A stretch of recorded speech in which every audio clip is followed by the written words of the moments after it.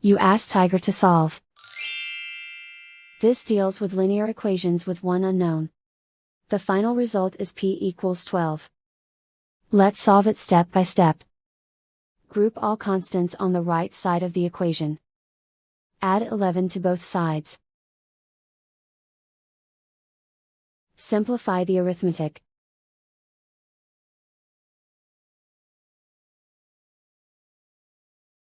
Isolate the m. Divide both sides by 7. Simplify the fraction.